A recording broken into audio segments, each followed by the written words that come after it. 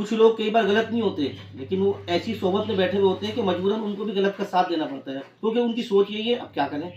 तो आपको एक्शन लेना पड़ेगा। हमारे रब ने फरमाया अगर कोई चीज़ आपको गलत दिख रही है, तो आप कम से कम आप उसको हाथ से रोक सकते हैं, हाथ से रोकिए। और आप उसको ज़बान से रोक सकते हैं, ज़बान से रोकिए। और कम से कम आप दिल में गलत सोच लीजिए, लेकिन लोग नहीं कर पाते। एक मैं गया था कहीं, तो कुछ शख्स बैठे हुए थे, तो किसी ने मज़ाक उड़ाना शुरू करा मेरा। तो उसके साथ में कुछ लोग ऐसे भी थे जो कभी मज़ाक में गलत नहीं थे मेरे साथ, लेकिन वो भी उसके साथ शरीक हो गए। अब क्यों?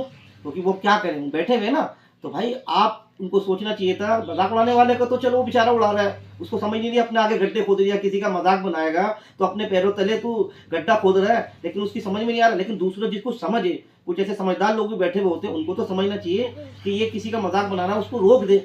नहीं रोके तो कम से कम या तो ज़बान से रोक या हाथ से रोक या दिल में ही गलत कह ले।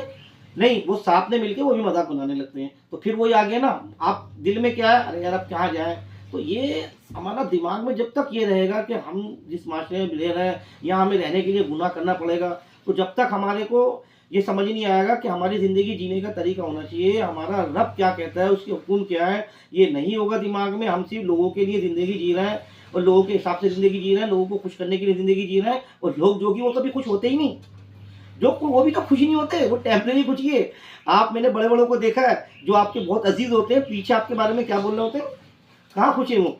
आपके सामने ही सामने है वो, पीछे क्या होते हैं? अरे भाई, अल्लाह के हिसाब से ज़िंदगी जी के, आप उसके हुक्मों के मुताबिक ज़िंदगी जी के आप देखिए, आप जो आपके साथ कुछ ही क्या चंद मुट्ठी भर लोग होंगे, लेकिन वो रियल तो होंगे। आपकी बहुत कम लोग इज़्ज़त कर रहे होंगे, बाय चांस एक मिसाल के तौर पे, लेकिन वो सच तो होगी।